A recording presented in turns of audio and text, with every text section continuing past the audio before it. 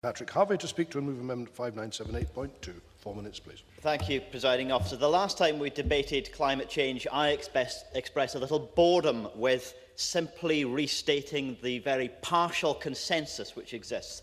We've established consensus of intent, where we want to get to, but we haven't established consensus on the action. And it's very clear that, as Sarah Boyack and the Labour motion make clear, there's action needed on a wide range of policy issues. On housing, we all agree that reducing energy demand in the home is a good thing to do, but no government has yet set out an energy descent path for Scotland and said how we can achieve it. On transport, I agree very strongly with what's been said on electric vehicles, and I've made the same case myself. But until transport expresses the same issues around demand that we take for granted in energy use and in waste, for example, recognising that ever-increasing mobility is no longer a public good, let alone a sustainable policy, we won't make progress. On land use, on food production, on consumerism, and on the values that underpin our economy, we need a transformation.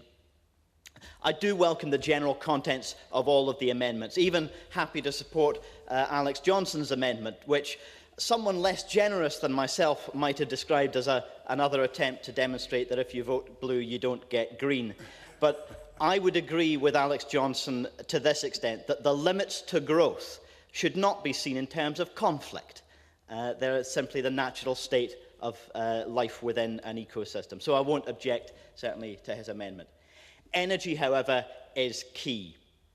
And there is one contentious energy proposal which has been put forward in recent days, the proposal for a new, largely unabated coal-fired power station at Hunterston. And I understand that we can't force the government to state its view at this point, but I do expect Parliament to express its view at this point on this proposal. Let's look at the other views that we've heard from outside of Parliament. From the RSPB, this proposal at Hunterston would cause direct environmental harm and result in significant additional greenhouse gas emissions, should not go ahead as currently proposed. RSPB Scotland does not believe that new, largely unabated coal-fired power stations are appropriate in light of our climate change targets. Friends of the Earth Scotland, you won't be surprised. Something very, very similar, much more succinct and to the point. Scotland neither needs new coal nor new nuclear.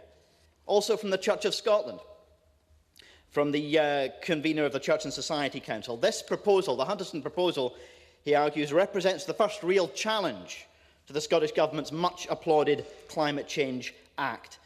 The CCS technology, he says, is still in its infancy and has never been proven at the scale required to work, and asks Parliament to reject any new coal-fired power station. Very briefly, thank you.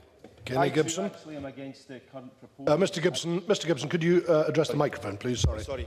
Apologies, Presiding Officer. I too am opposed to the Hunterston proposals as they currently stand. But is it fair really to put forward an amendment knowing that ministers can't really vote on such an amendment, given the fact that they're going to have to look at this live application? The rest of us can, but it does, as Alex Johnston said, put ministers in a kind of invidious position. Mr Gibson, had you been here on time, you'd have heard a point of order on that very issue. Mr Harvie. Thank you. And as the presiding officer has made clear, this is an admissible amendment. I think it's entirely appropriate for us as members of the Scottish Parliament to express our view at this point. Finally, presiding officer, other views that we've heard from the Labour representative, Lewis MacDonald. A new plant in Hunterston now is the wrong technology in the wrong place at the wrong time. And Ross Finney's motion for the Liberal Democrats also calls serious criticisms on this. I've also circulated criticisms of the carbon capture and storage technology itself, which this paper suggests may be profoundly non-feasible as an option for the management of emissions. Let's kill off this proposal right now. Let's vote against it at 5 o'clock today. Thank you. We now come to open debate.